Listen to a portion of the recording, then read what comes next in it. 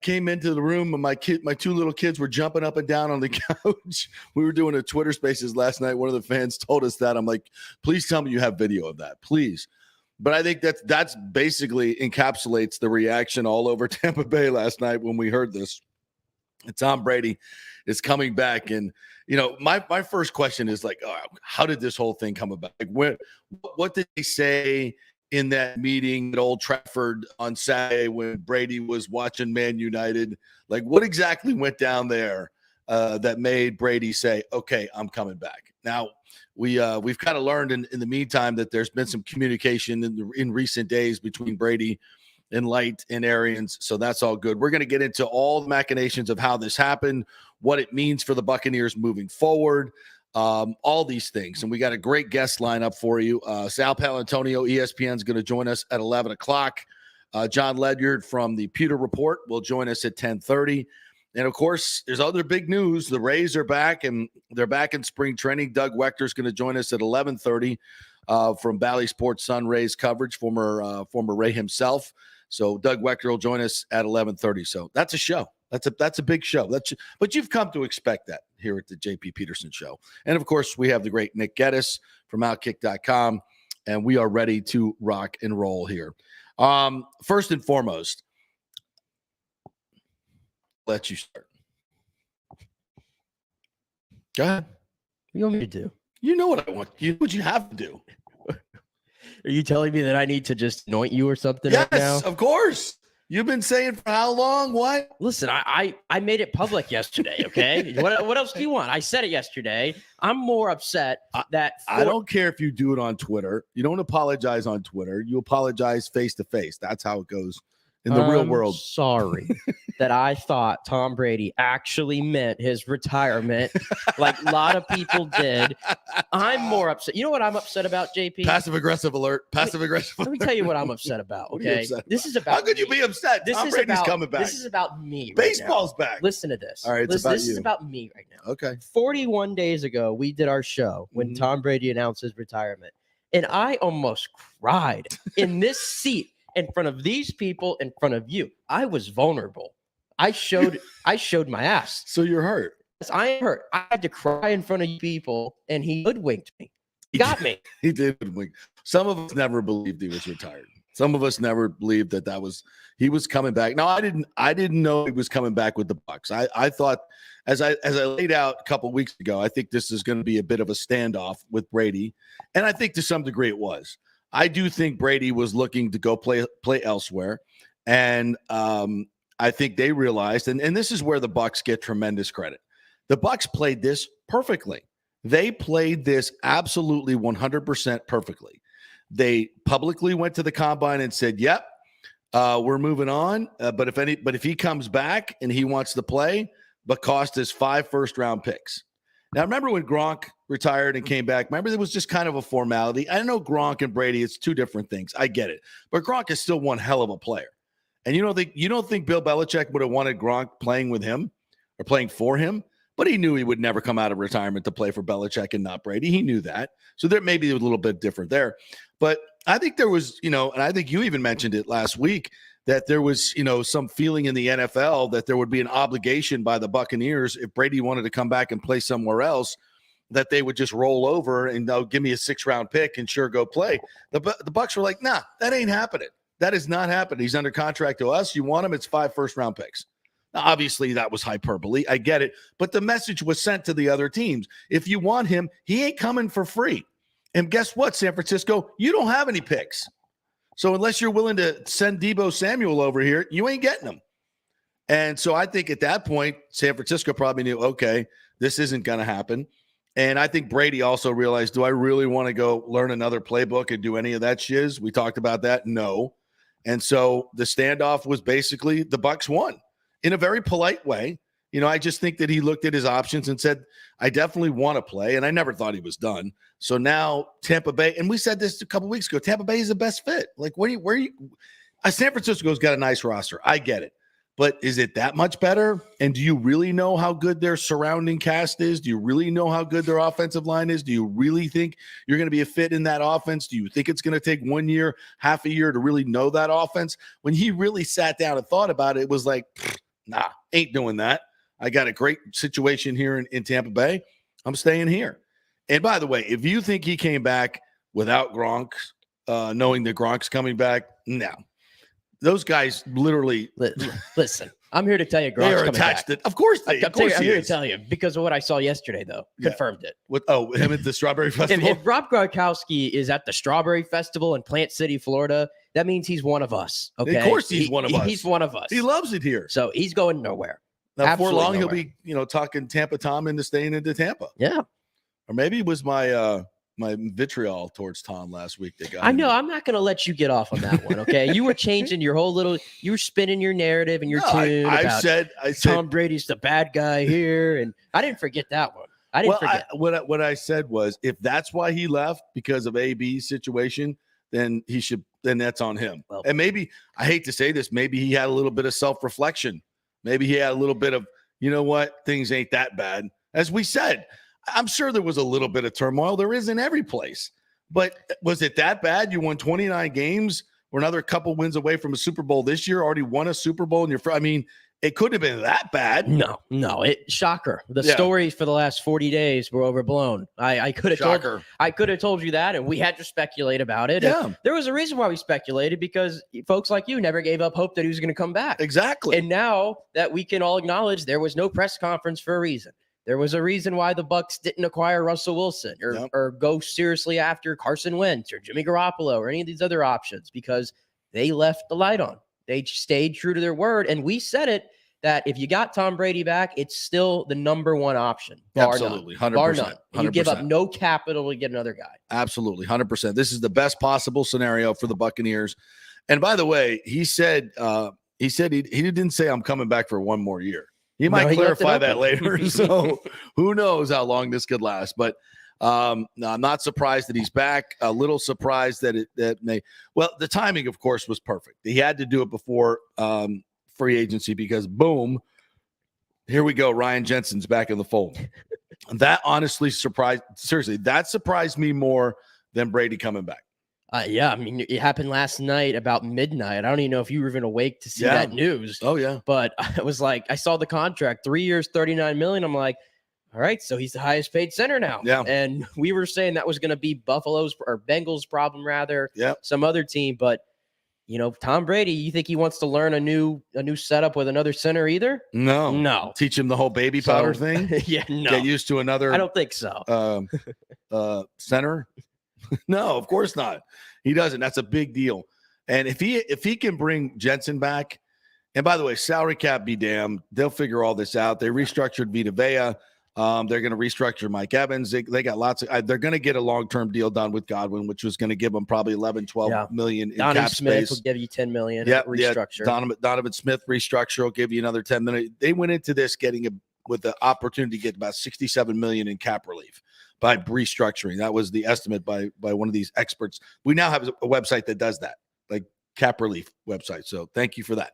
So I'm guessing they can bring back Whitehead. They can bring back Kappa. I think they can bring back Ndamukong Suh if they want. They've already signed Stinney. That happened over the weekend. So, I hear Dan Orlovsky saying all this about, their offensive line is in shambles, blah, blah, blah, blah, blah. They got Donovan Smith.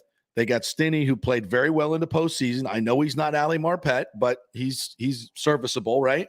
They probably will draft the guard, maybe Zion Johnson or somebody with the first pick. You got Jensen back. You bring Kappa back. You got 4/5 of the offensive line back already with a guy who's got starting experience in the postseason with your team.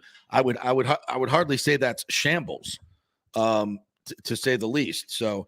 To me, this is without question. You're going to see Gronk come back. I think most of these free agents, if not all, come back. Carlton Davis III, I don't know about that. But you can draft a corner or go find somebody on the open market as well. That's not going to be at that level, but let's not forget, Carlton Davis had how many picks last year? One. How many drop picks? 5. Yeah. So, yes, he's a really good cover corner. Will we miss him? Yes, but let's see what we replace him with. Let's see what we can do. And don't forget, Todd Bowles I know, recency bias may affect this, but Todd Bowles is a damn good defensive coordinator. He'll figure it out. Yeah. To me, it's just crazy how much different we're looking at the roster. The entire outlook of the season has changed. You think? It's crazy with one guy coming back, and I guess you could say two, because Ryan, their combo deal, honestly. Yeah, and this is not to be overlooked. We were talking last week about Deshaun Watson, or we were talking about Russell Wilson. I was all in on that, but that came with a price, a big freaking price. And that was, maybe another decade of futility when you give up that many picks. But I still think it's worth doing when you have a roster that can win. That's the way NFL, this is the way championships are going to be won from now on. I think you're going to see, one team, it gets to that point where they've drafted well over 3 or 4 years. They got a lot of young players on young contracts. They hit on a lot of 3rd, 4th, 5th round picks. They got a good mix of free agents in a certain time. And you have that roster that says you're going to win. And then they go all in. Then there's that next move where they push salary cap down the road for 2 or 3 years, and they go all in and get a bunch of stars. That's what the Bucs did, and that's what the Rams have done. 2 years in a row, that template has been successful, and I don't see it changing. And to some degree, the Chiefs did it before them, because that was when Mahomes was on his rookie contract. They went out and got I'm trying to think of the exact free agents that they got. I know they Tyrann Mathieu. There were a couple other guys. Frank Clark. Yeah. So this is going to be the template from now on. So if you're in the Bucs situation, that's what you do, and that's exactly what they did do. Let's do some fun speculation here. Okay, like how did this all come about, and what presence did the Glazers and Manchester United have in that meeting on Saturday? You mentioned Ronaldo, which I thought was interesting. Yeah, I was watching that entire game. The Man U, big Man U Ronaldo fan here. Yep. And he scored a hat trick. And for those of you who don't follow soccer much, 37 years old, doing that in the Premier League, the top league in the entire world, is the equivalent to Brady, leading the league in yards at 44 years old in the NFL. Okay. Great comparison. I honestly would say maybe even harder. Okay. The point is, Tom Brady's there in the stands, Old Trafford, the Theater of Dreams, the whole dramatic. Yeah. He's right there. They're showing him, they're advertising them in there on Peacock and everything. And after the game, they met up in the field and they're having a little moment. And Brady's people are filming him on Instagram. And Ronaldo asked him, "So you're done, right?" And then you see Brady kind of go like this, and then the video mysteriously comes to an end. Yeah. And you can't make out what Brady says. And I'm thinking, that son of a bitch responded back in Portuguese because he knows Portuguese from being with Giselle. Ronaldo's from Portugal. I was so dead set on bringing that theory today that he responded back. And he trumped everybody at like I said last night, it was like 7:12 or 7:13. It wasn't something that was well thought out. He just said, "Here it is. I'm going to break the entire internet today." And I mean, darn well, the Glazers gave him that nice seat right there in the middle of the pitch. Yeah. Okay. There was definitely a conversation. He definitely had, they invited him there to talk business, or he said, "I want to come to you and talk business." Something happened and they knew right then and there. It's a pretty cool story. It's a pretty cool story. I doubt that Brady will ever put it out there, but maybe in one of his books and one of his a Man in the Arena. I think you're absolutely right. I think how can you if he was on the fence about coming back, right? And if obviously he was a little bit, I still think he always want to come back. But if he's even on the fence a little bit, and you go and you see that, and you go and what's one of his favorite poems? The Man in the Arena. Yep. It's like and look at his post. Read the post, right? Not my time to sit on the sidelines. I still belong on the field. He absolutely reviles the man in the seats that criticizes and everything else but they're not in the arena. He always wants to be the man in the arena, and you're going to have to take him off the stretcher. Yeah, I don't say that literally, but maybe a little bit. As I saw Brad Johnson said it last night. You ride him till the wheels fall off. Yeah, that's what you do in this league. Yeah. So anybody that thinks Tom Brady's going to go out on top like that, he's going to go out until he no longer can. It's in his DNA. Yeah, and I think there was an interesting conversation this morning when Rob Ninkovich was talking about it. He said, "I kind of feel bad for Tom because it's probably not going to end the way he thinks it's going to end." he's probably not going to win the Super Bowl. And folks, I'll sit here right now with all the optimism in the world about this Bucs, but the odds are he's not going to win the Super Bowl. I mean, the Bucs, I think now are second or third best odds in Vegas to win the Super Bowl. I think it's 7-1 now. But still 7-1 is kind of a long shot. I mean, compared to other teams, it's not, but just in general, it's hard to do. Only one team gets to celebrate at the end of the year. And as the Bucs have found out, and the Chiefs before them, sometimes it's not in your hands. It's all about the precociousness of injuries that are bad timing. Happened with Tristan Wirfs and probably a little bit with Ryan Jensen. And those were devastating injuries for the Buccaneers, as were the tackle injuries for the Chiefs the year before. So, but for Tom, it's about the journey. It's not necessarily about, do I need to win another Super Bowl? No, it's not. To him, it's like, I can still play. I'm not going to be able to play at 55. I was going to say 50, but who knows? I'm not going to be able to play later on in life. I've got the rest of my life to do merchandising, acting, and whatever the hell it is I want to do, be a part owner of a Premier League team. He's got a lifetime to do that. There's only one time where he can still play at a high level, and that's this season. So to let that opportunity go away, that's the reason I never thought he was retired, because that's not in his DNA to do it like that. And here's another curious thing. His dad said, and I quote, that he was, here's the quote part, pressured by outside forces early on to retire. Who has the power from an outside forces standpoint? And who would you consider outside forces? I was about to say, is that a shot at Giselle? I don't believe she would be outside forces. Yeah. She's inside forces. I don't. That was a very peculiar. That one I'm still trying to figure out. Like, who would that be? Who would that be, and what would that? Who would be powerful enough to try to force him out, or maybe it's people that are in his business dealing. I mean, the only thing that comes to mind is Giselle, if he's thinking about outside forces. Well, I remember telling you even when he retired, and listen, I've said this entire time I thought he was retired, so I'm not going to stand here and say something different to you. But at the time of the announcement, I was like, 6 days? Like, I wasn't expecting it to be 6 days after. It felt all rushed, did it not? Yeah. We thought we were going to get at least 2 weeks, 3 weeks, let's evaluate. That was a quick evaluation time, was it not? Yeah. So, I mean, doing that laundry hits hard, bro. Yeah. You watched the Rams game. I mean, the last throw he made in that game, I think, was to Mike Evans. Did that look like anybody that was on their way out? No. And how about the tweet from Jalen Ramsey? Jalen Ramsey. Thank God I won't be your last touchdown pass. And how about the dude that bought the ball for 518? Oh my gosh.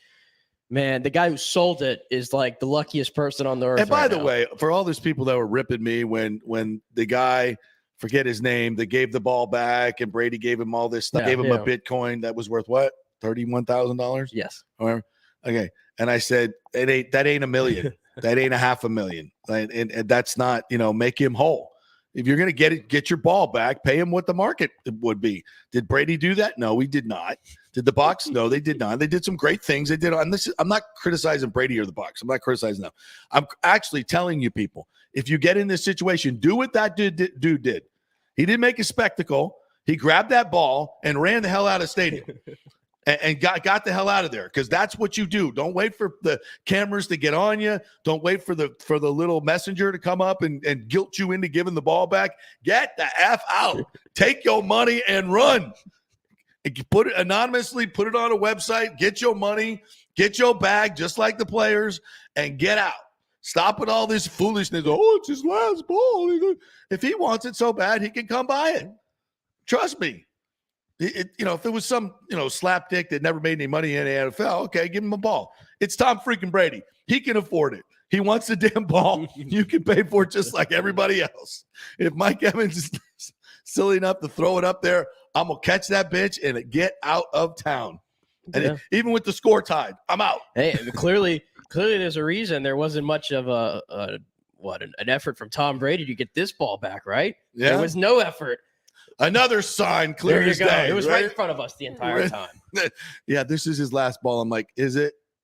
Like even the guy who bought it has to know that there was a very good It's like chance. he held out, and eventually it's like the day before free agency. He's like, all right, let me put this thing up now. Yeah. And then he sells it for 518 grand. What? I tell you what, with all the ruckus about it, it's probably even worth more. Oh, yeah. Because Maybe. it's that ball. Whatever. I've never been able to deal with that collective world. Nah. Tom will take a picture of the ball and he'll sell 20 NFTs. I don't who knows. But yeah, so those are, to me, there's still some lingering questions out there, like because of outside forces. But it wasn't Giselle just with him at Old Trafford there? I don't know if she was there with him or not. His kids were there. Yeah, his two boys. I didn't see the pictures of Giselle. He said, yeah, because he said, thank the Glazers for hosting me. Oh, so she wasn't there? I don't know. I'm not sure. Because the picture was with the whole family. I saw a picture of Tom in the stands, and there was like a lady sitting next to him. It wasn't Giselle. But it wasn't Giselle. And he said, thank you for hosting me and my boys. Yeah. So his daughter wasn't there and his wife wasn't there. Maybe they were on a separate vacation. Maybe they were. Mm. You know what what I read at the Publix checkout? Oh, I know you do. I know you. We don't need to go back to those days of the off season. Okay. We don't. There's nothing going on. Nothing to see here. But the curious quote by Tommy Sr. What is that? Explain. Who knows? All right, nobody cares. Nobody cares but me. I'll tell you this though. I don't know about you. This day or yesterday, him coming back felt more exciting to me than the day he decided to come here. And I don't know if it was because we were like in the beginning of that pandemic, or at the time there was the perception that he was washed and now I know that what he can do. I don't know, but I was much more excited yesterday. I mean, I had Bucks gear on already and we were down there by the Riverwalk and I told Casey, I was like, we got to go down there. There's like our brethren are out there. We have to be a part of our fans. I mean, because the river thing Green Day was yesterday. Yeah. How did that go? It was fun. I mean, they had the river all green, and there was just tons of people down there yesterday. Tons of Was there people. any Brady chants? There was. I was walking through the hallway, and some Bucks fans passed. They're like, Brady's back. Everybody was excited. And that's why I wanted to be down there, because everybody was finding out at the same time. So this changes everything, man. The whole city it's like we were losing a little bit of the luster. It changes everything. Like we're back. It's crazy. All right, we got John Ledyard coming up at 10:30, so we'll get more into the Brady talk. Before we do that, on our big half-hour start that we do every day, we give you all content, folks, not 8 minutes of commercial breaks every five minutes. We don't do that here. The Bolts last night get a nice 2-1 win over Edmonton in the building where they hoisted the cup a couple of years ago, or a year and a half ago, I guess it was now. They came out strong, got a 2-0 lead early on. Oddly enough, they were delayed in their travel and didn't get to Edmonton until 3-4 hours before the game. So no morning skate, no nothing like that. And they go out and they give their best start. Maybe Coop, there's a little something in there for you. I know the league makes you travel the night before anyway, but just so you know, that seemed to work out well for your team, because they've been sleepwalking through every game for the last about 7 games in the first period. And last night they came out great. Bum rush the net. Hedman gets a goal, phenomenal. And then Ross Colton adds one. And in most of the game, I thought the Lightning did a hell of a job pressuring their goalie, Thatcher Demko. What a great name that is. It is. That's a Thatcher goalie name Demko. Right there. Yeah, was really, really good.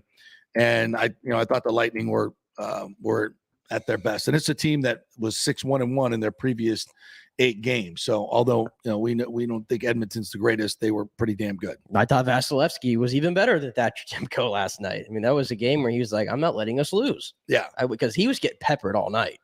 36 shots. Vasi was fantastic. Yeah. He was fantastic last night. That's as good as I've seen him in a while. Which means the defense wasn't that great, Shocker there. Defense. I always mix up Edmonton and Vancouver. Like they are like the same thing to me. I don't know why, but they're like the same. You're like Western Canada. Like, it's all up there. It's all the same, no doubt. But that was last night the 2-1 win, and then the night before, McDavid and company kind of made them look a little silly at Oh, times. that was awful. That was not good. That was not good at all. They couldn't stay out of the penalty box. Yeah. I mean, they took like 6 or 7 penalties. They gave Vasilevsky no chance. They gave themselves no chance. That was bad. That was really bad. I mean, when I was watching that one going, holy hell, we're in trouble here. I watched that and I'm like, we've seen McDavid now twice in the last 2-3 weeks. Yeah. I'm like, man, I feel so damn bad for those Pacific teams that got to play him 8 times a year. Yeah, God. He made us look silly. A couple of Did you see him undress Hedman? Yeah. Hedman doesn't get beat like that by anybody. It's just he's the best guy. He's the best player in the league. It's not close. It's not close. Good God. He's so good. And that, that combination and, obviously they do not have a great defensive team. They don't freaking need it, but especially the way the Lightning were playing, but that was embarrassing. And to come back the next night against Vancouver, play a much better game. I mean, I don't think this team is a finished product and they need to get better. They need to get a lot better if they're going to compete for the Stanley Cup. This last, I'm not going to panic because it is kind of the doldrums of the season. It's we're not down the stretch yet where you're really getting ready for the playoffs. And it's just kind of that middle area. And you kind of would expect a little bit of a letdown. Other good teams are going through a little bit of the doldrums as well. So we won't panic, but that game Saturday night was as ugly as the Calgary game was. Yeah, and that was the most concerning thing is after they had these hard practices, it's like the point was made from John Cooper and the coaching staff, and then you put 2 stinkers back to back like that. Yeah. But last night, to their credit, they hold on 2-1. I say hold on because it was getting really dicey in that third period for the parts that I was able to watch. But you get some confidence, and now you get a really bad Seattle team. You hope you can whip up on them, get a few days off because you come back, we talked about it. New York, Carolina, Boston. I mean, it's not going to get any easier from here. I'm not concerned. I know a lot of Lightning fans. I saw it on Twitter against the Edmonton game. It's like they were all about to explode about the team and how they were playing. Relax. Please relax. This is a tough time of the season. Yeah. They'll get through it. I know they're going to get through it. They do it every year. You don't need to blow everybody away in the regular season. They don't, but it feels like there's something missing. I think it's more energy related. It's more focus related. We know these players are good enough. Yeah. We know they're good enough. So in that regard, but I do think a little injection of somebody. Oh, they're going to be aggressive. Yeah. I think they're going to do something at the deadline. They're going to be. Even last year when they were kind of like going through that rough patch, they said, okay, let's go get David Savard. And they didn't have money to do it. And they found a way. And it happens. I feel like it's happened the last 3 years. It's been this part of the season that has tripped them up, and that's what got them to get Coleman and Goodrow, Savard. I'm sure something's going to happen here. It's almost like, to me, the profile of this player is more about a veteran, but more like an Andreychuk, like a good player coming here, but a guy maybe who hasn't won a cup that is desperate to win a cup and will bring that desperation to your team. You know what I'm saying? Like, obviously, how do you manufacture that hunger and desperation when you've just gone back to back? From a mental standpoint, it's hard. You almost got to trick yourself, to get to that point where you're as desperate as you were the first time you wanted to see your name on that cup. It's hard to manufacture that type of desperation. But if you bring somebody in who's been toiling forever, and I don't even know who that guy is, but he kind of fits the profile.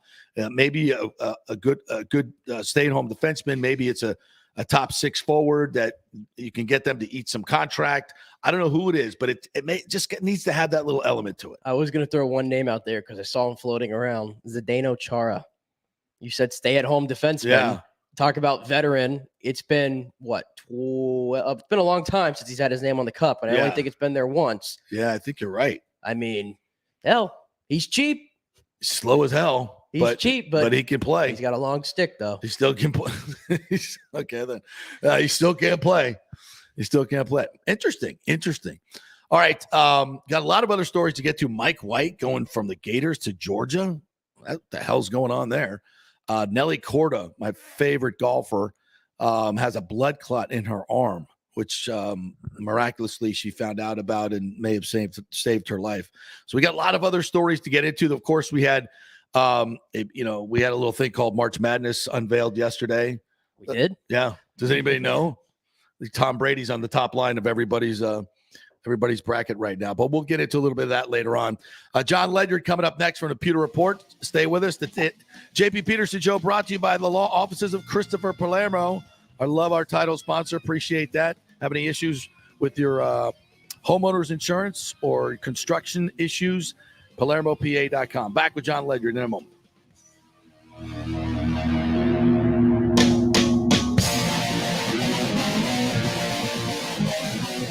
The health professionals at Bay Area Modern Medical Center want you to know it's time to commit to a new healthy lifestyle. It's literally a matter of life and death. 42% of Americans are considered obese, and being obese made you 3 times more likely to be hospitalized by COVID. So getting in shape is not just about looking better, it's about living much longer. At Bay Area Modern Medical Center, they take a very different approach to primary care. It's personalized preventative medicine. Christopher Lugo and his experienced staff are proactive in looking at your issues before they become a problem, encouraging a healthy lifestyle with proper diet, supplements, and exercise to optimize your active lifestyle, building up your immune system, not destroying it with poor nutrition and bad habits. So call for an appointment, maybe change your primary care, and get on a journey back to full health and a happy life. Call 844-977-3477 or go to BAMMC.com. Tell them JP sent you for priority scheduling. 844-977-3477 or go to BAMMC.com. March Madness has come to the Gold and Diamond Source. Did you know the Aquamarine is the birthstone of the month, and the Emily collection has some great unique pieces. It's designed to be affordable, unique, stylish gold and diamond jewelry. The Julieve collection is Julie and Steve Weintraub's exclusive, one-of-a-kind, award-winning collection of the world's finest diamonds and rare fine gemstone jewelry. Don't forget, they have 0% financing and the Diamond Savings Account, where your diamond never loses its value.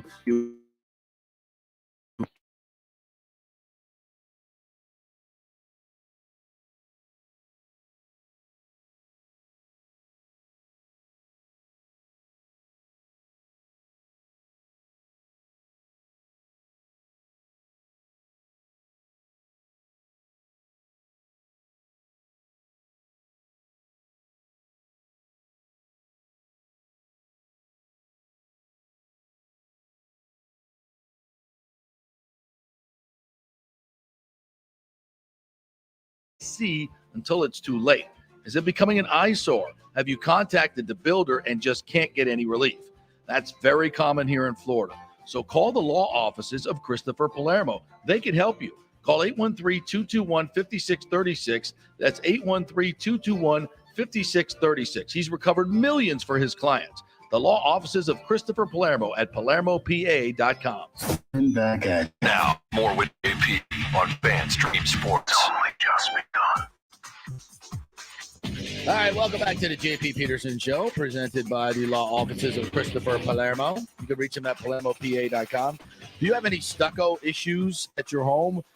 By the way, if you've had it built in the past 10 years, look at the upper story of your home and look at the stucco. If you see cracks in there, you may have some water damage behind that, and you don't even know it yet. So make sure you call Christopher Palermo. He can tell you how to figure all that out and give you a free consultation. If you have a case, you need to bring it, because you wait a couple of years and that gets even worse. Your home might be out of warranty, so take care of it now. Go to PalermoPA.com, give him a call, tell him JP sent you. All right, we want to welcome in from the PewterReport.com. John Ledyard joins us here. What's up, Johnny? How are you? I'm doing great, guys. How y'all? Well, pretty damn good, partner. You just got another 2 million clicks on your website. Everybody's happy, of course. Tom Brady is back, saving us from the doom of what was the mediocrity of the previous 14 years or whatever the hell it was. Where were you when you found out? What was your first reaction? I was sitting there working on our free agency tracker for PewterReport.com that we run. I was doing it in the evening, and my wife, who's a massive football fan, Bucs fan, Steelers fan, all the above, like runs across the room, shoved her phone in my face, was like, "Look at this. This is real." And I was like, "No, it isn't. That's fake. He got hacked." And nope, it was real. So it's pretty incredible moment, and quickly shifted around my responsibilities and worsened my sleep schedule. Well, I was listening to your podcast on Battle Plans. All you guys, great podcast, by the way. I love you guys. Really good stuff on Pewter Report. You guys got to follow that. And your veteran that you were bringing in was Fitzmagic, and I was like, oh Lord. No, please not. Like this is when not that it was a bad idea. It's just like this is where we're back to. This is it. Like we're back to being the team that goes and gets Fitzmagic. It's like, oh no, it can't be down bad. Like buddy. get 12 first round picks for Baker Deshaun Mayfield. Watson. I don't care what. Just we don't want to do it. So Talk about trading for Baker Mayfield. right. You Oh know, my God. I heard that when I was down like, oh, just put a gun in my mouth. Forget it. We're done. Not good at all. But definitely outlook is much brighter as free agency dawns, but still a lot of work to be done. I think that's the one thing. There's a lot of work to be done on this roster still. There are a lot of potential concerns and holes that really can't exist if you're going all in with Brady. Like his return is great, but if you don't fortify the other spots around him on the roster, the rest of the AFC, first of all, is too good, and the rest of the NFC, and when you consider the Rams and Packers, especially, and the 49ers will be in that mix. It's still a pretty good conference, and I think that the Bucs need to really prioritize. Like if Brady's come back, you got to go all in, and there's certainly tons of steps they can take to do that over the next couple of days. Yeah, and this just in with Zadarius Smith, right, Nick? Zadarius Smith released by the Packers, so already they're trying to figure out how they're going to make this work under the cap in Green Bay, and they're having issues. Brady comes back; his contract is already set at $25 million, I believe, right? Or are they going to? Well, they'll probably renegotiate it anyway. They will renegotiate it. It seems like to get more cap room and push everything down the line once again. And the good news there is the cap's going up by $25 million, I think, next year and $50 million the year after. So it's gonna escalate. So pushing money down the line is not as bad, but you still got to get the guys to come back. And obviously Brady did this before free agency. So Jensen is back, and I got to believe that Brady has had conversations with the key players. I mean, clearly Gronk's coming back, right? I mean. I think Gronkowski and Ndamukong Suh, Will Golston, you'll see those guys return. I think Alex Kappa is going to leave in free agency. I think you'll see that happen maybe today or tomorrow. Just think that the price is going to be maybe a little bit more than the Bucs are willing to pay for him. Not that they don't like him, but how great a player is he? Do you want to pay 8 figures for a guy that isn't necessarily like a game changer for you? I think that's where they're at. With him, they believe, replaceable for a cheaper amount, and then you're able to spend money elsewhere would be the hope. But that's the key. I'm okay with you saying, okay, Alex Kappa's not worth $10 million a year, so we're going to let him go. But then just don't sit on your hands. Like you've got to go out and get a veteran guard, or use it elsewhere. Go out and get Zadarius to sit the market. And I'm not one to throw money around at just anybody, but you heard Bruce Arians talk about it. We need quickness on our interior pass rush group. We need that. He said it at the combine. We need somebody next to Vita Vea with a little more penetrating ability. And then next year, Joe Tryon-Shoyinka, who provided that a year ago, and I think is why Arians is saying that he saw what that looked like just in sub packages with Tryon-Shoyinka. But Joe Tryon-Shoyinka is going to be starting outside a linebacker next year across from Shaq Barrett. They need that inside pass rush juice. Zadarius Smith is elite at that. He's one of the best interior rushers in the game. He can play outside as well. Just a great rotational piece. Can play in any front. He's the right intensity, the right demeanor, and he probably wants to go win a ring. Not that he's super old, but probably wants to go have a shot to win a ring, and that would be a really wise investment for the Bucs to make up, especially with his price tag likely being maybe a little bit more as he hits the market. So, I mean, those kind of moves have to be made to put this current roster over the top if you're going to let some guys go in free agency. John Ledyard joining us here at Pewter Report. You mentioned the interior, and I know you were up at the combine. You got to look at some of these defensive tackles as well. And this is the greatest thing about Brady coming back is we don't have to give up any assets to get a quarterback, right? That's huge. I mean, we might eventually have to do it when we finally have to replace Brady, but now you still have your first round picks and your second round picks. So, there are some guys in the draft do you think can come in and make an immediate impact in these first couple, 3 rounds? There are guys, and the board is, again, you never really know what's going to happen, but it looks like it could align with the Bucs' needs nicely. I mean, I'm assuming they're going to need a guard. So, that's kind of it's not like, okay, you're picking in the 20s and you want a quarterback. It's okay, it's not less likely to happen, or a wide receiver 1, it's less likely to happen. But a guard, you could, it's potential that the best guard in the draft could still be on the board in that range of the draft. So, I think that, that's an option for them. Zion Johnson from Boston College is a player I just absolutely love. Who reminds me so much of Ali Marpet. Actually watching him would be unbelievable if they could land him. Would be a complete coup if they could land him. So I mean that's one thing that aligns. And then they probably need like younger tight end, younger running back, and the middle rounds, are kind of the sweet spot for those, like in the like third, fourth round range. So the Bucs have picks in that range. They can also trade back and get another pick in that range. So it kind of aligns nicely with where their needs are. It's not like there'll be a run on tight ends early and they'll miss out on them, unless they spend their first round pick on one. Like, it's probably you can get a guy in the third or fourth round that's probably as good as somebody else getting in the second round, where the tight ends will start being drafted. There's just a lot of parity between those groups, the running back and tight end group. So good chance of finding a guy there. The key is going to be what they do at wide receiver 3. That's the biggest thing, because you're obviously with Chris Godwin and Mike Evans, you're not going to spend a ton of money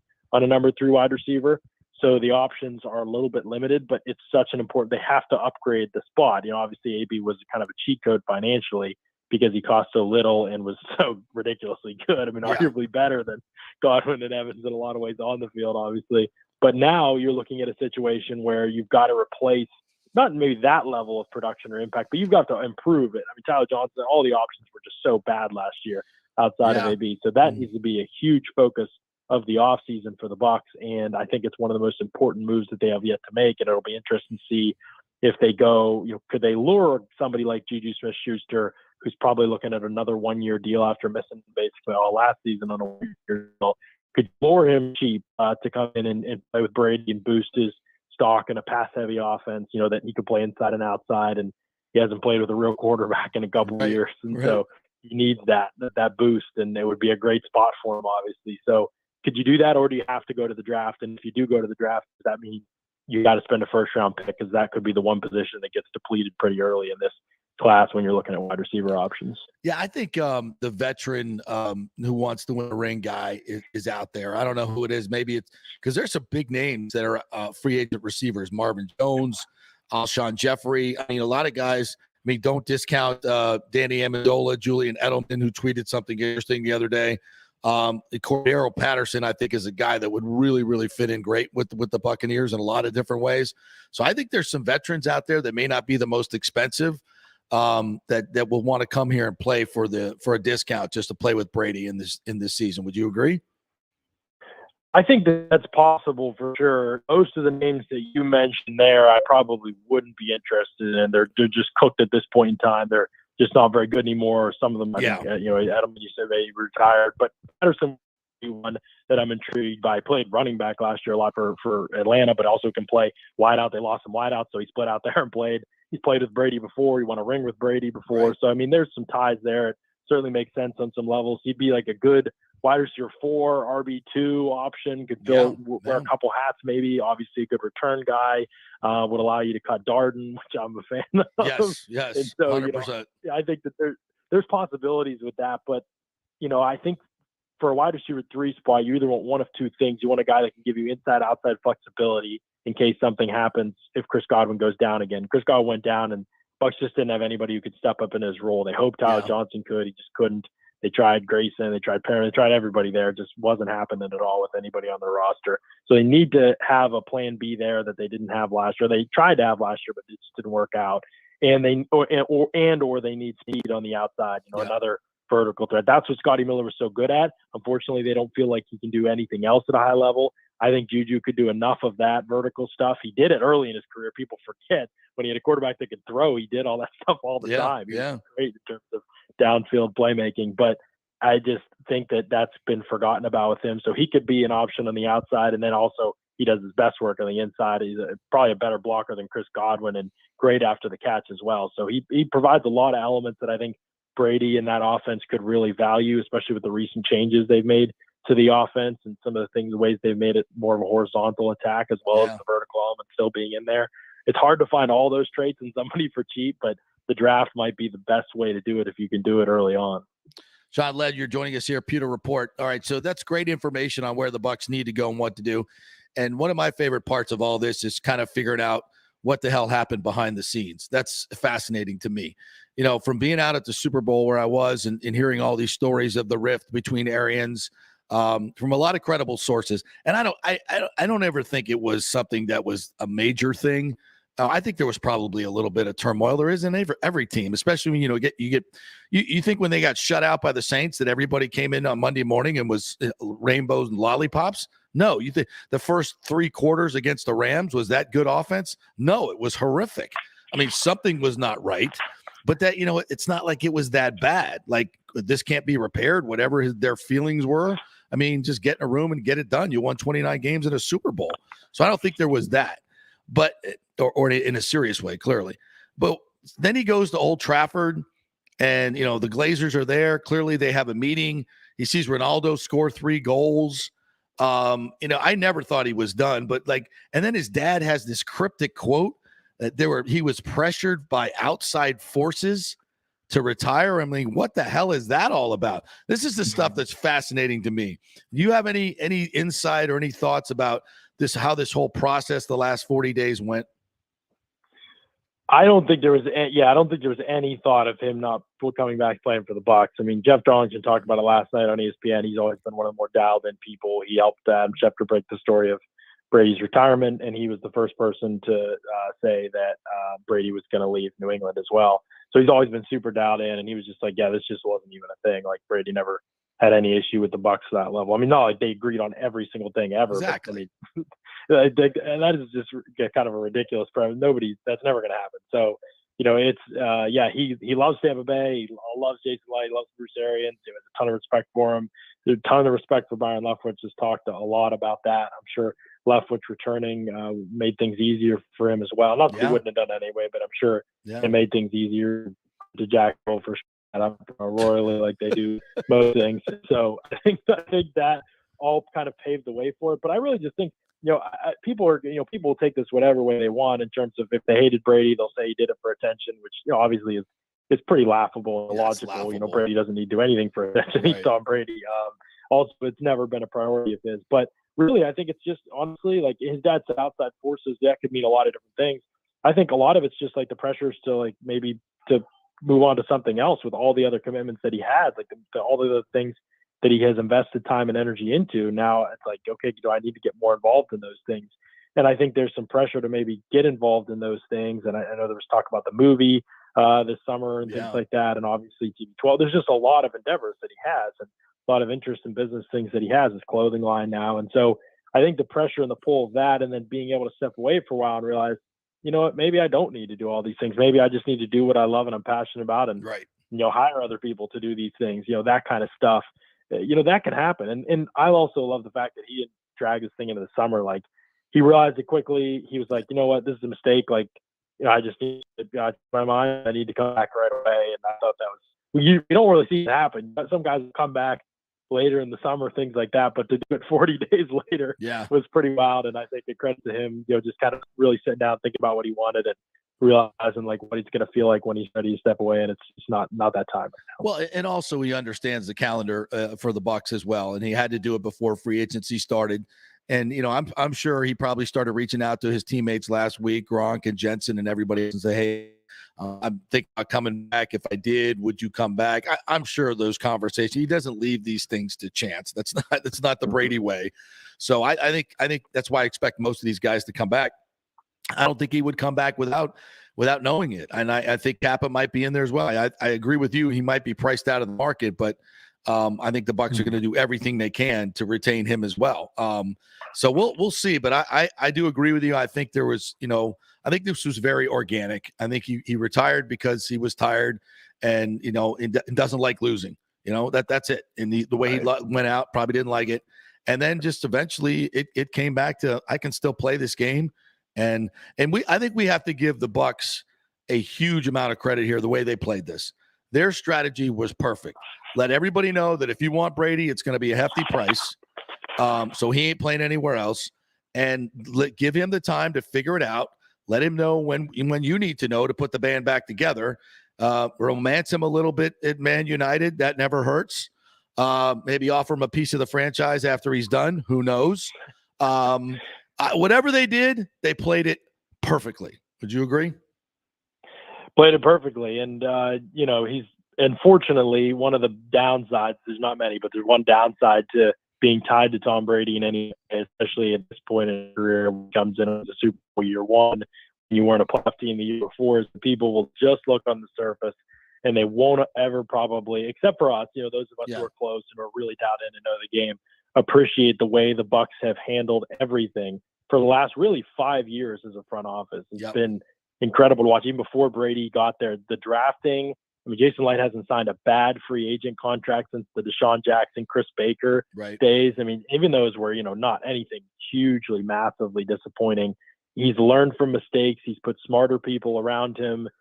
He's put smart people around him that know the cap well. He's got people. He's always had a great eye for talent. He knows what positions to value. He's not spent major money in recent years, especially at the running back position. He's cycled through guys. The offense has been near the top of the league. Once he got his coach and he was able to pick his coach, once he was able to do that and get the right stuff in place. I mean, this is a place that's attractive. And guess what? If Tom Brady hadn't come back, this would have probably been Deshaun Watson's number one choice based on everything I was hearing. It would have been very high on his list of places he'd want to go to. Doesn't mean it would have happened at all. The Bucs still had, compensation involved. Right. The Texans had to approve it. It still would have been a long shot to happen for sure. But I think just Watson's perspective would have been his preference, because he sees the roster that's been built, but not only just the players and the talent, but the people too that have been built in this place in Tampa Bay. It's a special locker room environment, lots of talent. You need a lot of things to break right to win a Super Bowl. And last year, if they had been healthy, I think they would have been in the Super Bowl for sure. It didn't happen that way. I think Brady knew that at the end of the year, that it didn't happen that way. And it was because of that largely that they weren't where they needed to be. It's because of their health at the end of the year. And so I think they need to, but again, all of that's great, but this is a massive offseason. Reese and everybody, that's honestly okay. I think they need to bring back Carlton Davis. And then if you lose a couple other pieces, you have to be able to go spend money at more valuable positions in free agency. Use a strong safety and guard. You should be able to win with those guys if you've got dynamic playmakers at other spots. So defer money to future years. I mean, you have nothing in the books basically in 2024.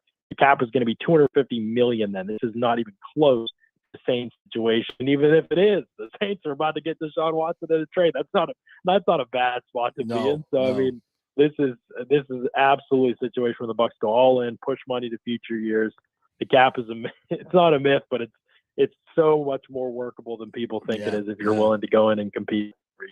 And that's the template these days. The Chiefs did it to some degree. The Bucs definitely did it, and certainly the Rams did it last year. Teams that you're going to have to go all in to win a Super Bowl, and somebody will do it every year. 2 or 3 teams will do it. So it's the template, and thank God we got the key to the whole thing. Johnny, great stuff as always. Tell the folks where they can get all your great Pewter Report content.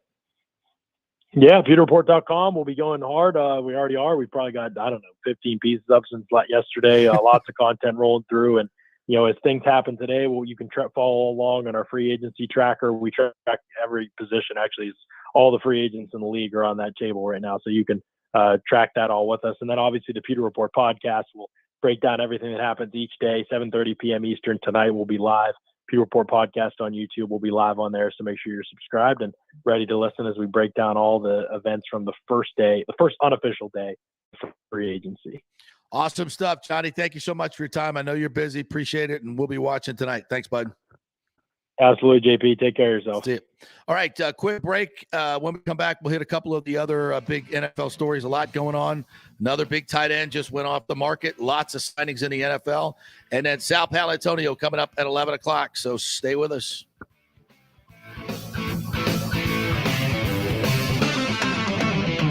The PGA Tour's Valspar Championship is back in March in 2022, March 14th through the 20th, right in the middle of the best weather of the year and the last stop on the Florida swing.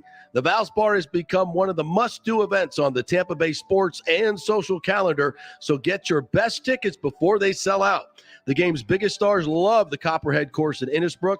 Last year, we saw Dustin Johnson, Justin Thomas, Jordan Spieth. Wow, the crowds, and another star-studded field is expected again this year. Sam Burns took the title and will defend again at the Copperhead. This will be a full tournament with the return of Valspar Live, our free Saturday concert featuring Chris Young and Big and Rich, and other amenities including Chameleon Cove, the Hooters Owl's Nest, the Publix Chill Lounge, and other hospitality venues. Go to ValsparChampionship.com for tickets. The best premium hospitality areas will sell out, so don't wait. That's ValsparChampionship.com. Are you selling your home or refinancing? JP here for Greenleaf Title. You choose the title company, not the realtor, and it makes a difference. You want a reputable company that will make sure your title is safe and secure. There are a lot of scammers out there right now. So go with a trusted company like Greenleaf Title. Plus, they will close anywhere, folks, and they will send a limo to pick you up to come to the closing. Yep, the great JP Limo Closing is back. All you got to do is give them a call at 727-258-6005 or go to greenleaftitle.com. We'll set up the limo for you. They'll come pick you up. Heck, we even picked up one couple, took them to Black Rock Restaurant, one of our favorite advertisers, and then to the closing. That's how they do it at Greenleaf Title. Great service. We'll close anywhere. The lowest fees in the business. 727-258-6005 or go to greenleaftitle.com. That's greenleaftitle.com. Let's go. Right now, back to the show with JP on FanStream Sports. All right, welcome to the Jay Peterson Show, presented by the law offices of Christopher Palermo. If you have any issues with stucco damage on your house and you've built a house in the last 10 years and you've talked to your builder and they're like, no, we can't help you. That's just settling, just cracking. Don't believe it. You have options. Christopher Palermo is an expert in this field, and he will get you paid if you have some issues there. So go onto his website, PalermoPA.com, PalermoPA.com, PalermoPA.com. Give him a call. Tell him you heard it on the JP Show. We'll give you a free consultation and let you know what your options are. Any construction issues that you may have, commercial or residential, he is your man. That's PalermoPA.com. And by the way, if you haven't heard our interview with him last week where he broke down the legalities of the Stu lawsuit, and now there's a new lawsuit against him, you got to go check that out. It's on our website. Just go to fanstreamsports.com and you'll see the Chris Palermo interview there. Check it out. Really good stuff. All right, other news that we got coming on. So Zach Ertz is off the market. The Cardinals re-signed him, $17.5 million guaranteed. I just saw that go by the ticker. So not that we need to worry about tight end anymore. No. We're almost certain that Gronky's coming It's back. a good thing because the tight end market was deep and now it's very, very thin It from is. the tag and Ertz going off the board. Yeah. Why didn't he just announce it at the Strawberry Festival? I'm coming back. Brady's coming should've, man. back. Yeah. He should have. Sam Hunt gave him the opportunity, and He was up on the stage, he was right? up on the stage. having a good Microphone time. near, and he was Brady's coming back. Yeah. Why didn't he ask him? I mean, everybody's like, "What's up, Gronk?" Well, he posted on his Instagram, I think, today. Like, you know, he has his iconic laugh. Yeah. He posted like a little 6-second clip of him just laughing, and it says, "When you hear Brady's unretiring." So we know that's getting done. He's coming back. We know that he's coming back. Any other news on the? I mentioned in the break, Billy Turner, the latest Packer Wow. to be released, and that is their right tackle. So, I mean, he's about a league average right tackle, but it's still notable. We don't want to be looking for those. It's a But new guy to bring in. it's a new guy got to bring in. Then the other thing that we're going to keep an eye on is Deshaun Watson will be meeting with the Panthers and Saints in the next 24 hours, both in the division. So it's very notable for the Bucs. That's huge. If he goes to Carolina, I don't think he moves much. But if he goes to New Orleans, and they're doing a lot of work to get under the cap and to bring him in, game on. New Orleans will be back in the play because the roster is still there and they have the Bucs number. No doubt about it. Yeah, they do. That would not go to the Panthers. But he has said he didn't want to play with the Panthers. He said it before, but yeah. I mean, it's kind of odd because that's kind of where he's from, that area, right? But listen, the thing about that is, yes, if they get Deshaun, it is on. But they're going to have to give up a king's ransom to get him. And that's going to hurt them down the road. Oh, they're going to kill their entire. Yeah. Wow. Yeah. And I don't think they'll be able to re-sign a lot of guys they need to re-sign because his cap number is significant, way bigger than Brady. They just had to restructure Marshawn Lattimore, $27 million or something he was set to make this year. Yeah. And they restructured all of that. Michael Thomas's contract. They got a lot of work to do, but you can't say they're going away if they get Deshaun Watson. Yeah. But we'll see what they have to give up, though. I think it's going to be significant. So, it's like I don't want to see it, but then again, I do. I mean, look at this schedule. Are you freaking kidding me? There's going to be some hella games in Raymond James Stadium with this schedule coming up. Wow, what a year it's going to be. All right, quick break. When we come back, Sal Paolantonio is going to join us, ESPN. And Sal's covered every one of Brady's Super Bowls. Few know him better than Sal Pal. We'll talk to him about what this means for the Bucs moving forward and how it all happened. Stay with us. The world economy is in chaos, and mortgage rates are going to go higher in the next few months. Meanwhile, home values are up 24% in some neighborhoods of Tampa Bay. Do not miss this opportunity to refinance your home, get some much-needed cash to handle skyrocketing inflation, and fill up your car. Contact Scott Fitzgerald at American Mortgage Services. Even if you've recently refinanced, Scott can make the deal work because he charges no lender fees like the big boys do. He will also shop your loan around to dozens of lenders and get the best rates and terms. Let them compete for your business. The big banks charge huge lending fees. Customer service is simply a phone number with endless wait times. Scott is local and he will personally take your call. Here's his cell phone number. Tell him JP said you could call. 813-294-7595. Scott's done over 3,000 loans, including many coaches and athletes. He will answer your calls and concerns and give you workable strategies to be smart with your money. Reduce your payments. It's not just what you make, it's what you keep. 813-294-7595 or email him at scott@amstampa.com. The health professionals at Bay Area Modern Medical Center want you to know it's time to commit to a new healthy lifestyle. It's literally a matter of life and death. 42% of Americans are considered obese, and being obese made you 3 times more likely to be hospitalized by COVID. So getting in shape is not just about looking better, it's about living much longer. At Bay Area Modern Medical Center, they take a very different approach to primary care. It's personalized, preventative medicine. Christopher Lugo and his experienced staff are proactive in looking at your issues before they become a problem, encouraging a healthy lifestyle with proper diet, supplements, and exercise to optimize your active lifestyle, building up your immune system, not destroying it with poor nutrition and bad habits. So call for an appointment, maybe change your primary care and get on a journey back to full health and a happy life. Call 844-977-3477 or go to BAMMC.com. Tell them JP sent you for priority scheduling. 844-977-3477 or go to BAMMC.com.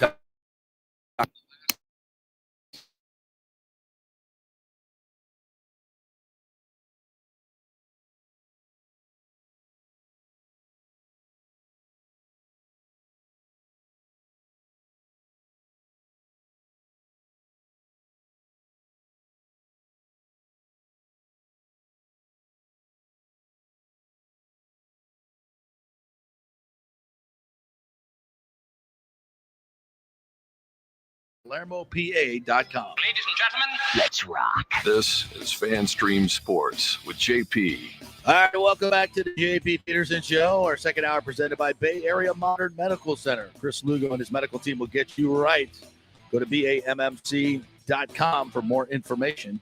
All right, can't wait to get this guy on the show. He is the great Sal Paolantonio, national correspondent for ESPN, host of NFL Matchup for 20-plus years, and great friend of the show. What's up, Sal Pal? How are you? JP, you had it right from the start. Tom Brady was going to come back. You smelled it before everybody else did. I'll tell you what, you were so right. I was very skeptical. I just saw a quarterback that was battered and beaten in that game against the Rams when they lost by 3 points with 3 points for an NFC Championship game. I just said, you know what, this guy doesn't like to get hit. He's getting hit too much, and I didn't think he would come back. But you had it right, brother. Well, I just, his his competitiveness, and I thought once the bruises healed a little bit, when you're playing at an MVP level, guys like that just do not want to say goodbye. And it's interesting, and I'd love to get your take on this. He and Nick, my co-host Nick here, kind of talked me into this yesterday and told me all about the details. He's watching Ronaldo at 37 years old score a hat trick at Old Trafford. And I'm sure he probably leaned this way and maybe his mind was made up, but he met with the Glazers over there. I mean, I don't know what happened there, but certainly that was the final thing that said, you know what, I can still do this. I can do this other stuff the rest of my life. This is the only year I'll be able to play this year, so to speak. And I think that was a huge, huge pull. What do you think?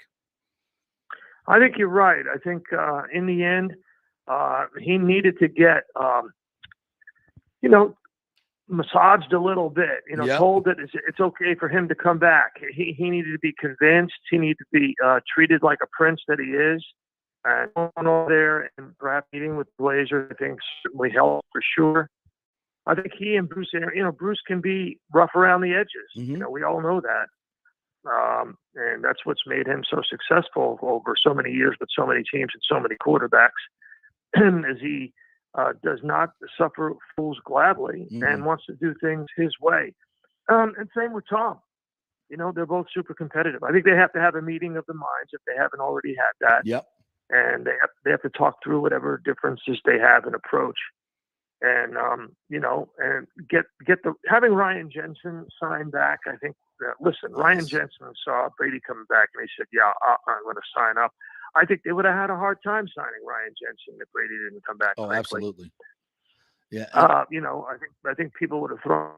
Listen, I think Ryan Jensen is an absolute stud, and I think he's, they got to protect Tom Brady. And here's the other thing: I think a lot of people right now are just reacting, JP. But I think you got to go back to that Rams game, and you got to say, okay, what do they have to do better and different this season to set up Brady even after they won 13 games and 7-1 at home? I mean, you can't have a 45-year-old quarterback throwing the ball 54 times. Right. You can't do that. You just can't. You can't put him in harm's way against Aaron Donald and Von Miller, just like Joe Burrow was in the Super Bowl. So you can't. Tom Brady had one of the 14 rushing attempts in that game by the Bucs. I mean, and Leonard Fournette, who's not young, had 13 carries. So I realize he scored twice, but 13 carries is not a lot of volume, and it doesn't take pressure off the quarterback, especially in a game where you were missing your best pass blocker in Tristan Wirfs. Sal Palantonio joining us here. Yeah, when you look at the season as a whole, I think Brady was sacked less and threw the ball more than anybody in the NFL. So the offensive line did a great job, but there's no question that they have issues against the Rams and the Saints. These are two teams that have their number, and I believe Brady is probably obsessed with getting back at both of them.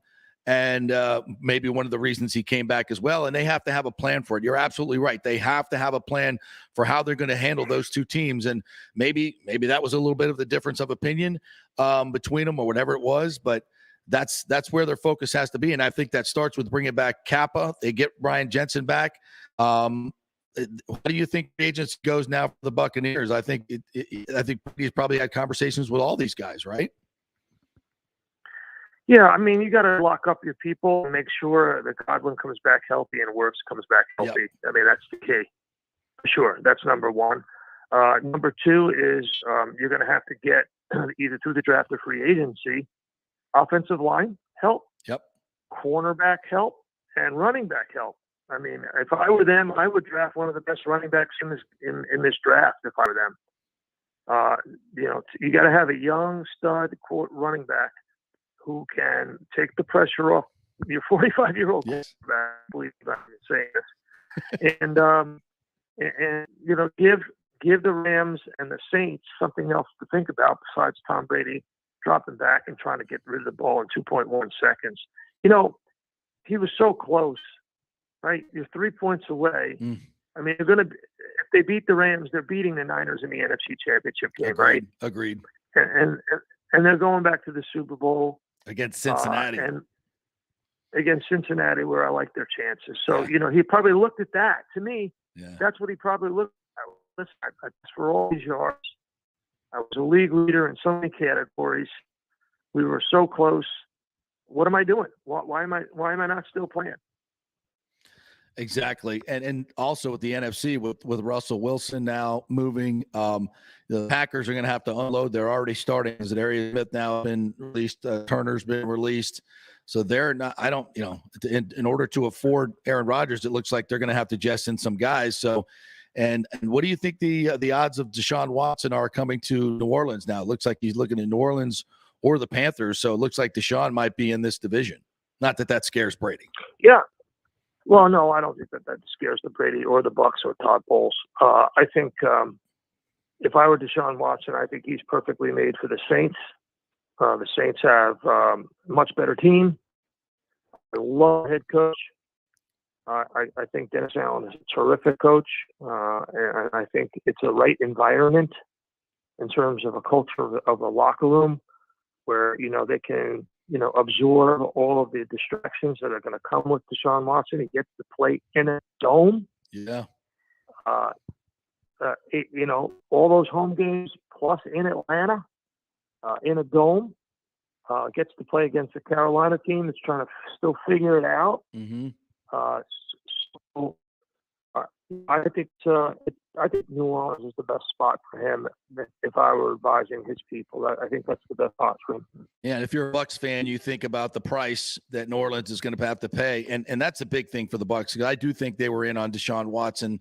I think they were in on Russell Wilson, and I think they were prepared to give up a lot of assets. And now Brady coming back, they don't have to give up those assets. So, I mean, at some point they'll have to pay the piper, but they can push everything down the road and still be competitive. Whereas the Saints, they acquired Deshaun Watson, they're probably going to have to give up a couple of quality players and probably 2 to 3 first-round picks. Do you agree? Oh yeah, it's gonna cost them a lot and set them back a little bit for sure. I think the Bucs. Listen, they had a 44-year-old quarterback and they won 13 games. The division is still weak. Yeah. That's going to help them for sure.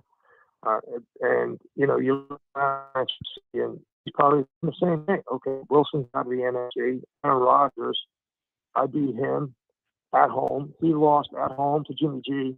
I mean, what are we doing there? So, he's probably thinking to himself, listen, the bottom line, though, if there's one lesson from the last 2 years, JP, from the 2 Super Bowls, Chiefs didn't protect Patrick Mahomes, Mm-hmm.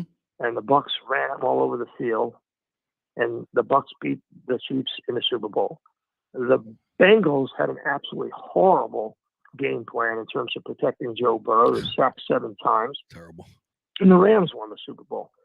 In this day and age, you absolutely, the way the game is being played, you have to protect the quarterback. Teams are looking to load up on edge rushers. They're looking to move people around the line of scrimmage, have multiple fronts, do exotic things. They're all taking a page out of Todd Bowles' book. They're all looking at what did Bowlesy do against Patrick Mahomes? Okay, Yep. This is what we got to do. This is why the Rams went out and traded for Von Miller at the end of the year. You got to get after the quarterback, and you got to protect the quarterback. When Brady got hit in the mouth, and he started jawboning with Sean Hockley, Yeah. and he got that penalty, I said to myself, man, he don't want to get hit. He don't want to get hit. He certainly doesn't want to get his lip bloodied up. And that's A, he doesn't want to get hit, and B, the Bucs have to do a better job of protecting him. And that comes with, okay, you get Wirfs back, you get some help on the offensive line. There's only so much Brady can do and get rid of the ball quickly. Mm-hmm. And you got to start having balance off. You can't have a 45-year-old quarterback throwing it 54 times, dropping back 57 times. He was sacked 3 times in that game. He almost dropped back 60 times in that game. That's crazy. And of course, they were behind a lot, but even during the regular season, there wasn't a whole lot of balance to the offense. I agree with you wholeheartedly. And Sal, and maybe as a final thought, where this league is heading. I was talking about this the other day. I was kind of pining for the old days of, when there were great running backs and they were part of this league. Walter Payton, Earl Campbell, my favorite player growing up, Larry Zonka, Allstott, Mike Allstott, a legend here. When running the football meant something. And fans got excited about it too. And I know this, I blame the video game generation of my co-host here. Everything has to be a 70-yard bomb all the time. And I think the rules have made it so that you can't hit receivers now, which I get for the safety issue. If you have a quarterback that is deadly accurate, can throw with anticipation and velocity, that's the only thing in this game that matters. And it's so important to have that a quarterback that almost everything else is irrelevant. Rushing, like you said, rushing the passer and being able to throw the football. Have we tilted it too much that the game is just so much about passing that it's not as interesting maybe as it once was? Well, teams that have balance have success. Yes.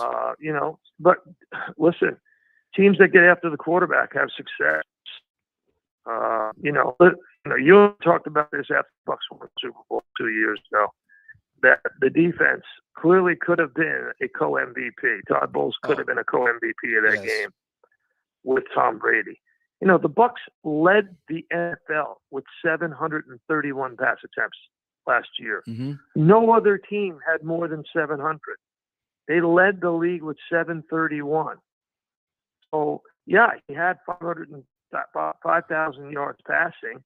But, when it came to – it's always what you do in the critical situations against the best opposition in the playoffs. Yep. And if you can't protect your 45-year-old quarterback, you can protect him against the Panthers. Right. You can protect him against the Falcons. You can protect him against, the Eagles. You can protect him, even though they had some trouble protecting him against the Eagles later in the game.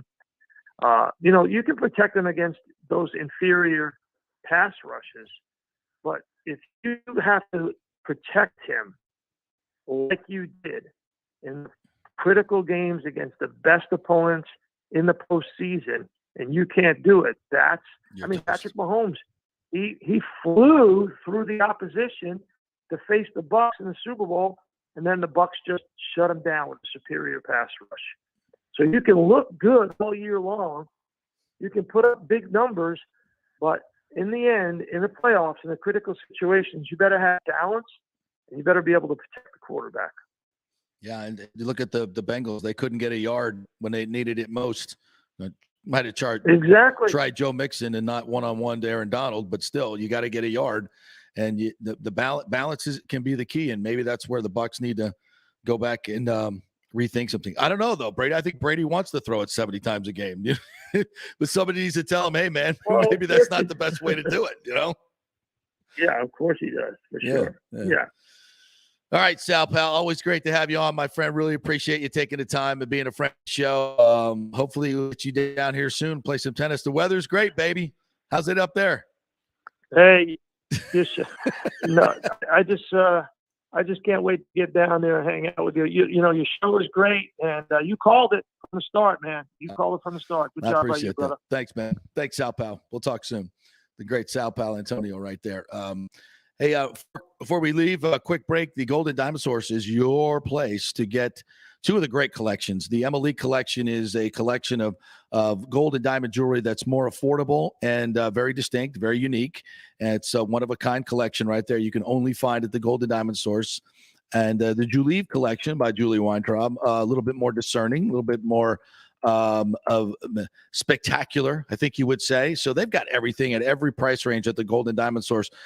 Their watch selection is just incredible. So guys, if you're looking for that nice watch for yourself or for your lady, go check it out. They have nice used watches. And if you're in the market, if you have a lot of the old gold jewelry, are high, that you're not wearing or your wife's not wearing, go raid her jewelry box. You know what she doesn't wear anymore.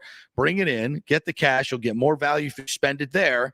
And then you bring her something nice. And it didn't even cost you anything. Well, you probably already paid for it before, but here you go. That's what's great about the Golden Diamond Store. Bring it in, they give you top dollar, and you can buy something new. Or just take the cash for something you might need. So many things you could do with Golden Diamond Source, and it's quick, just over the bridge from Tampa if you're coming from that area, about 15 minutes over the Howard Franklin, and it's right there on your left-hand side. It's the Golden Diamond Source, 3800 Almerton Road, always online at thegoldendiamondsource.com. All right, Doug Wechter coming up at 11:30. We're going to go through what's going on with the Rays and some of the other teams, and we'll come back with more breaking news in the NFL, more signings to tell you about, and a couple other stories that we needed to get to the tournament. Bracket is out. We'll talk about that when we come back.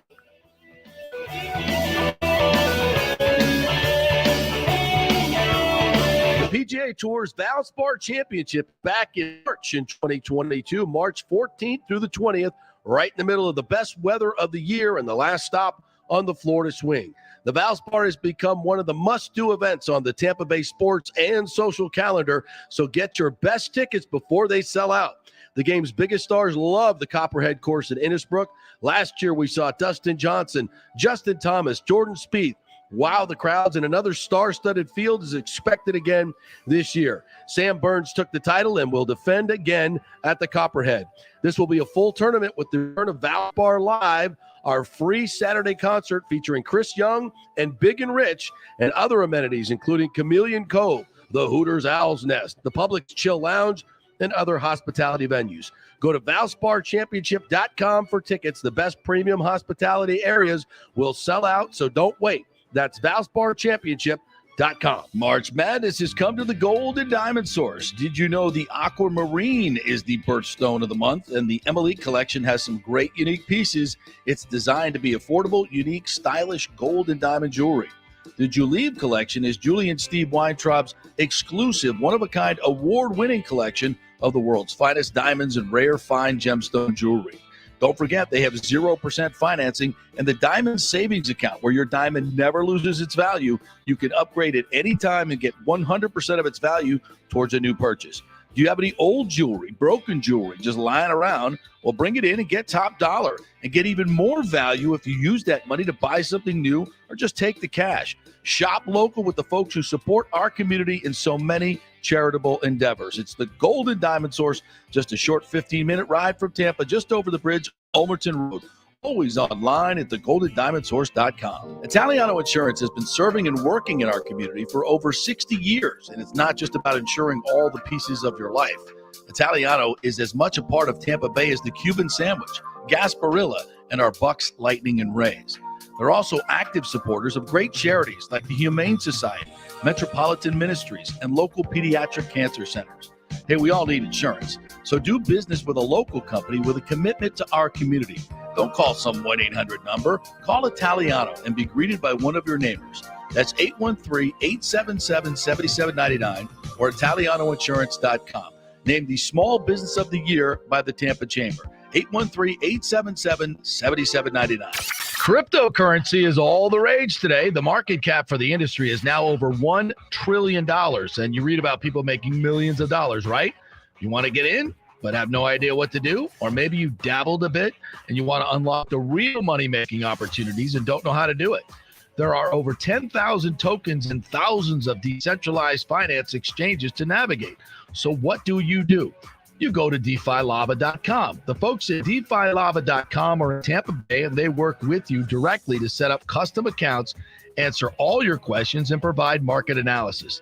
Decentralized finance and cryptocurrencies are here to stay and will change the financial markets as we know them. Get in the game. Get with the experts at DeFiLava.com and tell them JP sent you, and get their free 2022 crypto market forecast today at DeFiLava.com. Don't get left behind, folks. Make some money at DeFiLava.com. Pure Sports. JP is back on. Welcome back. FanStream Sports. Great to have Sal Pal on. Doug Wechter coming up at 11:30. Let's do a quick little segment here before we get to Doug. Devontae Adams has told the Packers he will not play on the franchise tag. They've had to release Darius Smith and Billy Turner, their starting right tackle. So they're in some transition, no doubt. We'll find out more about who the Bucs bring back in the next couple days. That's kind of the latest we've heard from the NFL. Zach Ertz re-signing with the Cardinals. Some golf news. The final round of the Players is starting up here in just a second. Lahiri, and everybody, I don't know how to say his first name. Lahiri is 9 under par. Sebastian Munoz is at 8 under par. Doug Gim at 8 under par. Those three guys have career earnings of $16.1 million. Career earnings. The purse for today's final round, $20 million. Of the top 10 players, only one has won a major championship. There are 30 players within 5 shots at the TPC. Among them, lurking two-time champion of yore, Valspar Classic, Paul Casey at 8 under par. Watch out for Paul Casey. He knows how to finish. Sam Burns, the defending champion of the Valspar, coming up next week at 8 under par. In the penultimate group with Cam Smith. I'm going to tell you right now, youngster, the winner of this tournament is coming from the second group there, so the penultimate group. It's going to be Paul Casey, Sam Burns, or Cameron Smith. Lahiri, Munoz, and Doug Gim. he had no shot. Let me take a look at that leaderboard real quick. Go back There to it that. is. There it is. It's up at the top here. So Lahiri, Munoz, and Gim, they're going off in threesomes today. And then you got Casey Burns and Cam Smith, Tom Hogue, Russell Knox, who can go low. Russell Knox is that guy that can go really low. He's at 6 under. Shane Lowry, who aced 17 yesterday, by the way, is at 6 under par, but he's so hammered and hungover from having He's a done. hole in one. He's You know, done. Irishman with a hole in one, He's done. forget about it. He's could- got no, unless he's going to pull a John Daly and play his best completely hungover, which is, for an Irishman, it Possible. could be a bit of a Kevin Kisner at 6 under par, but and 9 under's the lead. The lead right now. Yeah, but that guy, All right. Of the group that you just he's showed backing me, up. If the group you just showed me there, what the top 12, 15? Yeah. Give me Louis. Give me Louis. Louis Oosthuizen at 6 under par. Good call. He's another If finisher. he's in the mix. Will Zalatoris at 6 under par. Watch out for him as well. But I'm gonna go Casey or Burns. You got Usti? I'm gonna go with Usti. I'm gonna go Paul Casey Get some momentum coming into the Valspar. or Cam Smith. I tell you what, Cam Smith. I'm gonna go Paul Casey be my 1, Cam Smith would be my 2nd, Sam Burns be my 3rd. It's coming from that 3rd group. And check this out.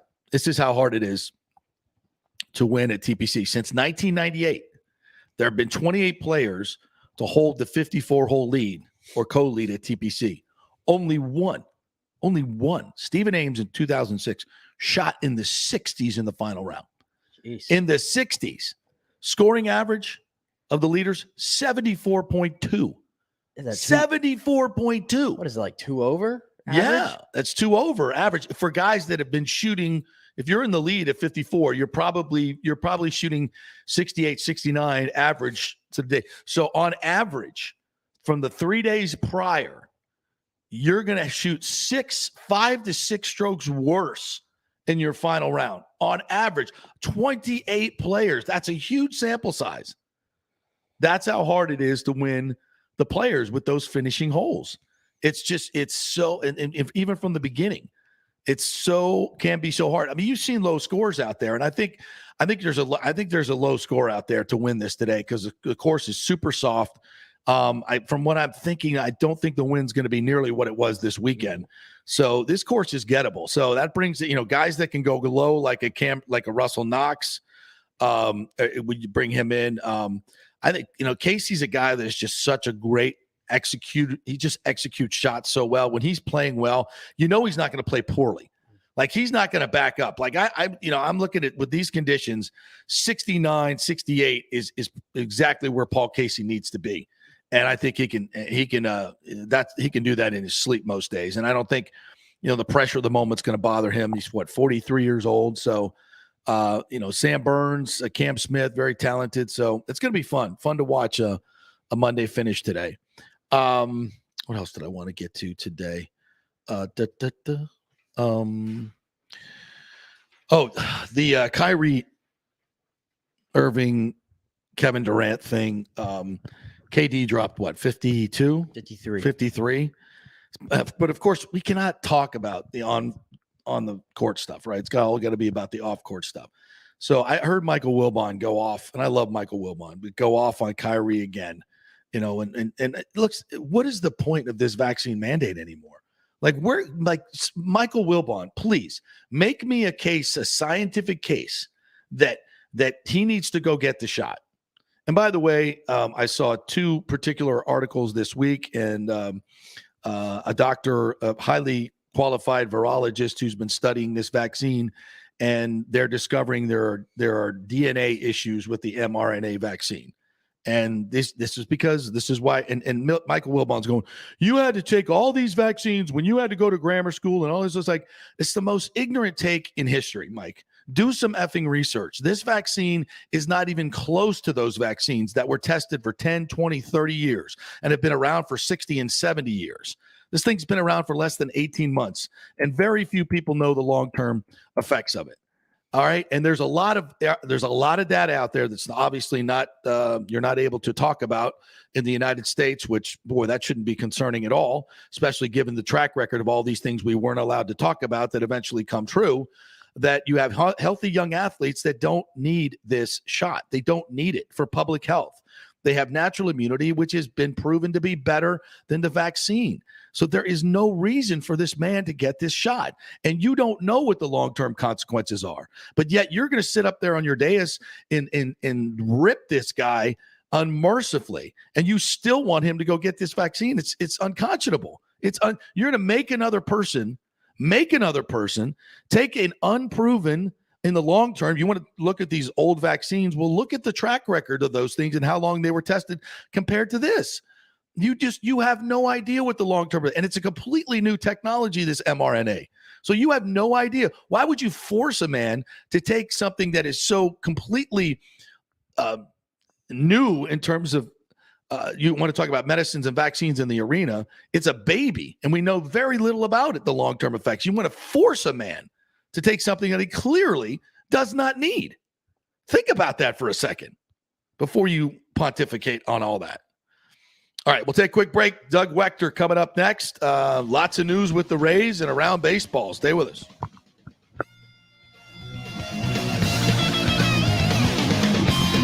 The world economy is in chaos, and mortgage rates are going to go higher in the next few months. Meanwhile, home values are up 24% in some neighborhoods of Tampa Bay.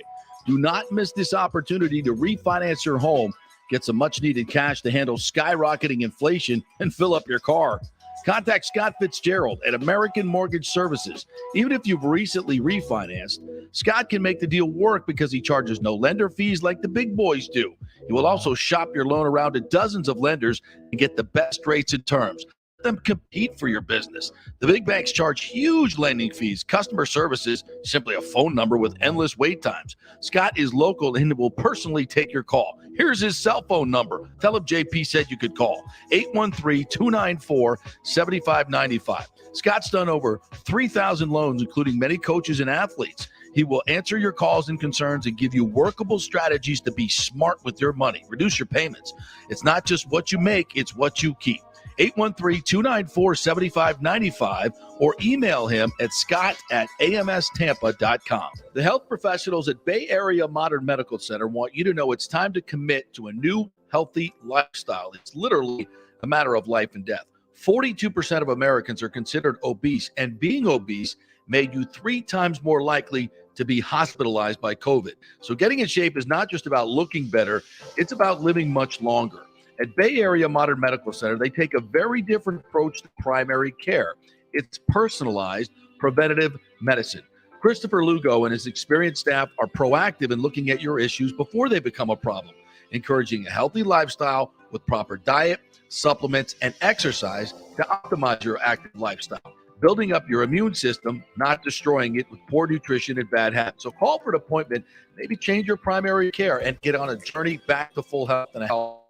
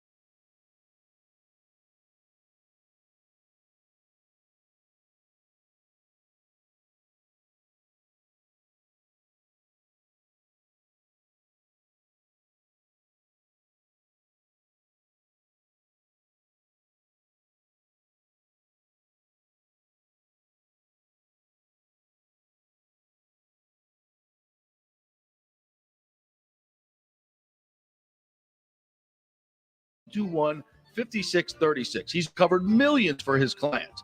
The law offices of Christopher Palermo at PalermoPA.com. Pure sports. JP is back on. Welcome back. FanStream Sports. Welcome back to the JP Peterson Show, brought to you in our second hour by Bay Area Modern Medical Center. If you're looking for primary care, Christopher Liu and his staff, that's where you need to go. A different way of attacking your overall health, as it's personalized medicine, and they will spend a lot of time with you, which a lot of doctors do not do these days. So go to BAMMC.com to get more information.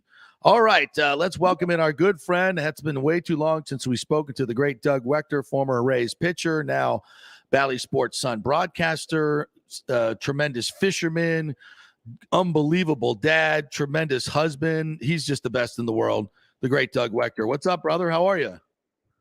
Dude, keep going, man. I want to hear some more about myself here. You're making me feel really good on this Monday. Dude, I follow you on Instagram and Facebook, and I miss the time when my kids were little, man. It's such, because you're always out there fishing with them, playing ball with them, and it is such a, I tell you, that season of my life when the kids were young, all that was so much fun.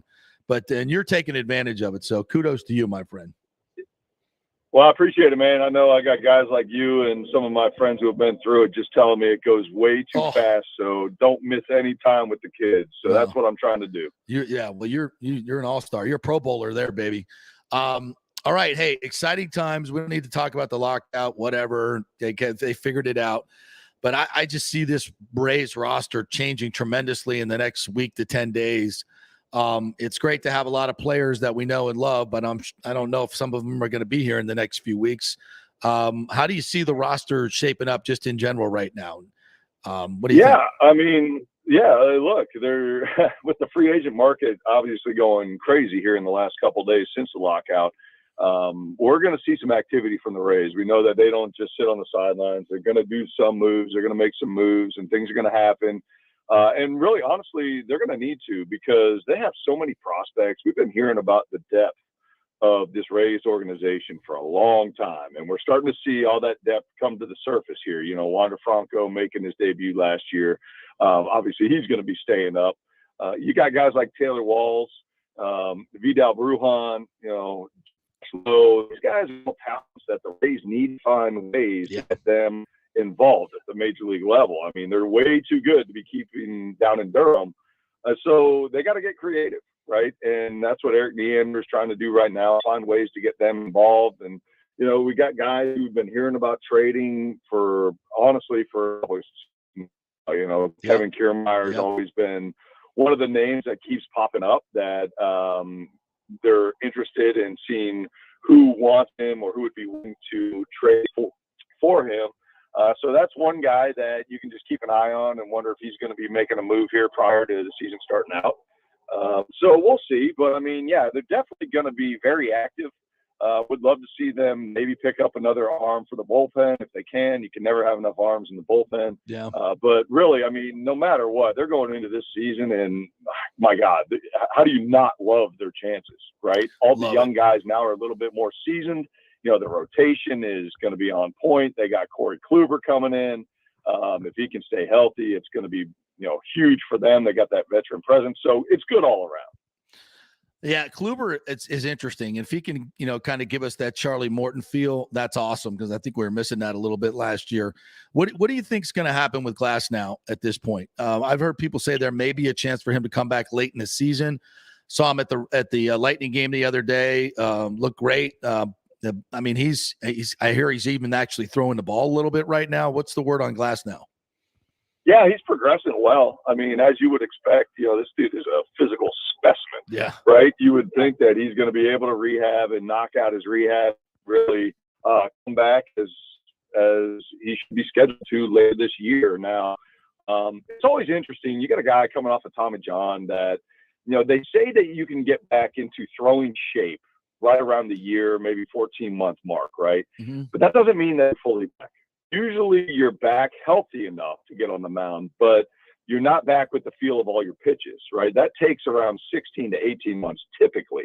Now, Glasnow, the guy is just different, right? He's a freak of nature. He's built to perform on that mound. I mean, you couldn't put together a better prospect for a pitching, ensemble than Tyler Glasnow, right? The guy throws upper 90s, hammer over curveball, added a slider last year. I mean, he's just got everything you want.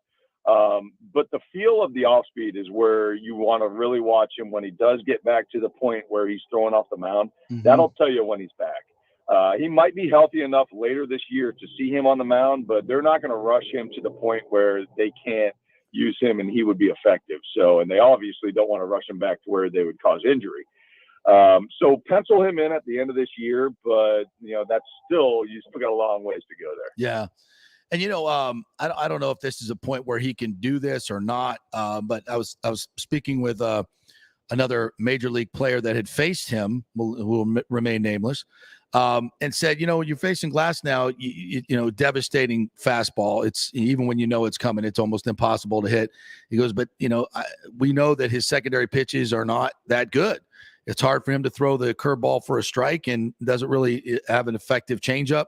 So this is something that could take him to the next level. Is that something that you can actually work on as you're coming back from Tommy John, or are you just trying to just get back the feel? Because you're talking about getting the feel for your off-speed stuff. How does that whole work? Is there any way that, because we've seen guys come back from Tommy John and be better overall pitchers?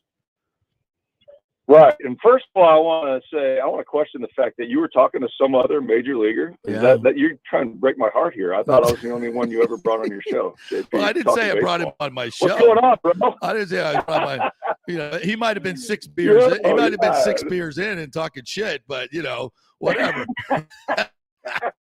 No way. Yeah. Never you. No, honestly, I came back, and I'll speak firsthand coming back how a pitcher comes back from an injury and can become better, right? So going before my injury, I was basically a fastball slider guy that go out there, and if one of the pitches wasn't on, I would really struggle because I didn't have a third pitch. I didn't have a changeup. And, I had good velocity, so I could get by with a good fastball. I was up to mid 90s, maybe 96, 97 at times if I was feeling good, but I wasn't a real good pitcher, right? I was I was more of a stuff guy. Right. When I came back from my injury, I was going through rehab process in A-ball. And I remember it like it was yesterday in Vero Beach. I could not get A-ball guys out. I couldn't get them out. It was killing me. I was so pissed off at myself. I was wondering what's wrong with me. I was questioning if I'll ever come back. I thought my stuff was where it needed to be, but, it was a tick down because I wasn't 100% yet, but I was still healthy enough to pitch. And I could not figure out a way to get these guys out. And, coming from the major leagues, pitching for multiple years and then going back to A-ball and not being able to get guys out was really, really frustrating. Yeah. And so I had to really learn how to pitch. I had to learn how to pitch with lesser stuff and actually start setting guys up, using off speed behind in the count, developing off speed. That's when I developed my cut fastball. And based off of what I developed down in A-ball, once I got my fastball back to where it was 100%, I was that much better, right? So you can get a lot better through the rehab process. You just have to concentrate when your stuff's not 100%, but you are healthy, on developing different ways to pitch. Right? Because when you do get that fastball back, like Glasnow will get his fastball back, when you have that fastball back and you've developed other skill sets, right, during the rehab process, you're going to be that much better. And I can see Glasnow absolutely taking advantage of that. So it would be well worth the raise to pay him this year $6 million and $6 million the next year. So basically $12 million for getting 1 year out of him in 2023. I don't think that's something that the Rays would do. It hasn't been part of their DNA, but you never know. Maybe there's a little bit of a changing of the guard as far as spending money now. We would hope so. From what you're telling me, that's a good idea to keep Glasnow then. Well, I mean, look at what he's done when he's healthy. Yeah. He was on his way to a Cy Young, right? If you can pay $12 million, let's just call it $12 million for 1 year of service time for a Cy Young award winner. It's a bargain. That's a huge bargain, a huge bargain. Now, the risk is he going to be healthy for the whole season, right? Has he been healthy for an entire season yet? No, he hasn't really shown that yet. So it'll be interesting to see what the Rays do. They are very, very smart. They're much smarter than I am when it comes to making moves on a roster. So I think speaking more from a fan base and just, me being a fan of the Rays and wanting to see him here Mm-hmm. with Tampa Bay. I would love to see them make that move and keep him here. But you got to understand the business side of it too. And if they make that move and they get something in return that they really like, then just trust the process that they're going to get what they want. Interesting stuff. There's word out there that the Rays are in on Matt Chapman to come play third base for him, which would be huge. I mean, defensively and offensively, if they can pull that off, that would be huge. And when you look at, a full season of Wander Franco, Taylor Walls, Brujan, like you said, the outfield getting Josh Lowe up here to see what he can do. And it looks like KK is going to stay here, which would shock me, but the Phillies are out on him now, and Jason Stark reporting that the Rays feel like he's going to be sticking around. Just look at this team from a defensive standpoint, and I think they could be much better than they were last year, especially if they can get what I would call a professional first baseman. I mean, KJ Choi is great, but defensively, it's not something he's done all his life. Where do you think they can add defensively? Well, my gosh, I mean, you're talking about Olsen. That would be a dream come true for any team, right? That guy just knows how to pick. He can really stand out defensively. Offensively, his numbers speak for themselves. So he'd be a huge addition if the Rays can land that move. The Rays team is built on defensive pitching, right? Yep. But the one thing that they always look for is guys who can be versatile too. Right. So, take Taylor Walls, for example. I think he's a perfect situational guy for the Rays because he's a switch hitter. He's a guy who can move all around the defense. I mean, you probably won't get reps at shortstop based on, having Wander Franco there locked in for the next however many years. I know how long the contract is, but, we'll see how that goes. Yeah. But, I mean, my gosh, he's going to be a staple for the Rays for at least the next 6-7 years minimum. So you got to work around him.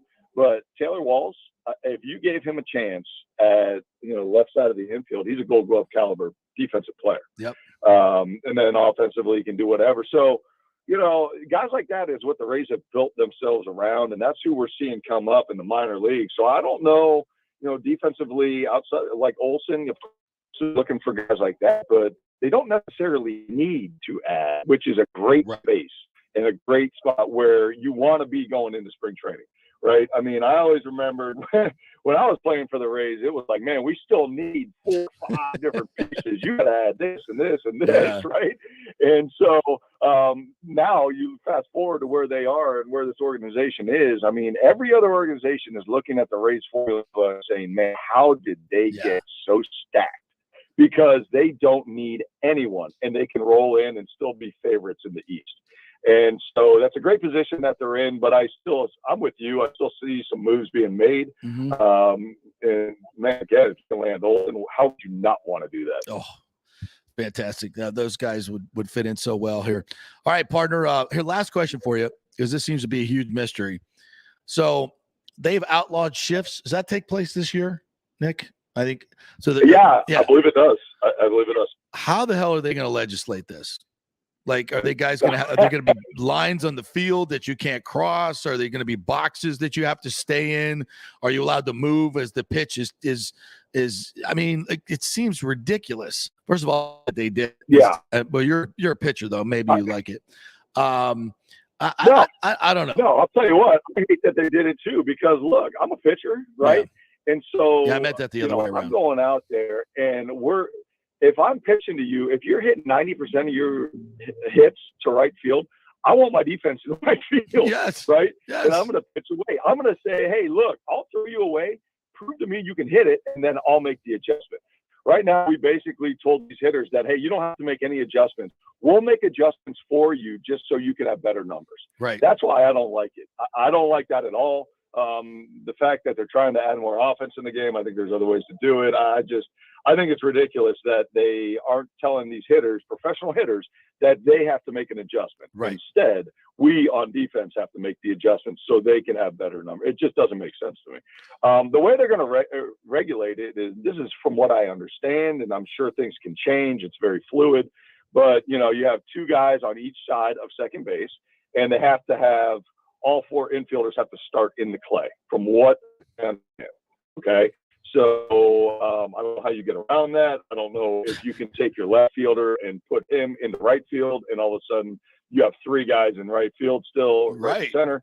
I don't know, honestly, all the details of how they're going to do it. That's from what I understand, though, so far on the surface level. But it'll be interesting to see because, the Rays are going to come up with some creative way to get ahead of the game. Absolutely, they will. And that's why you make these silly rule changes, because people just figure out how to get around them anyway. Especially when they can't be really legislated very well. All right, my friend, always great to catch up with you. Appreciate you taking some fishing time out to speak with us. So hope they bite well today for you, my friend. Yeah, actually, I'm not on the boat, man. You're not? I'm in the car on my way to go get my Brady jersey for the next year comes up. It's all about merchandise. It's all about the merch. All right, partner. Thanks. Yeah, man. We'll chat with you down the road. Appreciate it. See you, buddy. The great Doug Wechter right there. We need to hit another quick break here. No, we're taking it all the way to the end. All right, my friend. Any updates now on the Rays? Who they're going after? Changes minute by minute. No updates as of now, but they're out there. I've seen video from Mark Topkin and some other guys. Their BPs taking place. It's just cool to see them back out there, in my opinion. Yeah, I know Tom Brady's kind of taken he's just taking it all away now. Baseball had its moment. March Madness had its moment, and it's over. March Madness is over already. It's over. Tom Brady said, "That's mine." Yeah, that's mine. But I was listening to I was going to make a quick point here. I was listening to what Doug said, and he said, the Rays are stacked and they don't need much. And I kind of disagreed with him there. Yeah, I kind of disagreed because I think they got a really good team. But when you look at the Dodgers and some of these other teams, it's like, how do you even compete with that? How does anybody compete with that? Yeah, I'm not asking them to compete with that. I separate regular season production from postseason production. And Brandon Lau is my example that I use because, and listen to this. I came across this stat this weekend, and I'm perplexed by this. Did you know that Brandon Lau, in the history of baseball, has the most home runs by a second baseman to start his career through 200 games, 250 games, 300 games, and 330 games? Brandon Lau, in the history of baseball, has the most. That's at every one of those milestones. Yeah. And you're thinking like, oh yeah, he's underrated, big time player. Playoffs, completely different story. He's hitting 115 with 47 strikeouts in the playoffs. He's the phantom of the postseason. Phantom. He's the phantom. And so everybody's making a big whoop about, oh, he's underrated, he's this and that. And I'm like, okay, I've seen this guy now 3 postseasons in a row. He doesn't have it in the postseason. So I know everybody, and I'm not trying to, poo-poo on the Rays party here. Love the Rays. I hope they figure it out, but I do think they need to add some guys because the current roster has proven they can't perform in the postseason.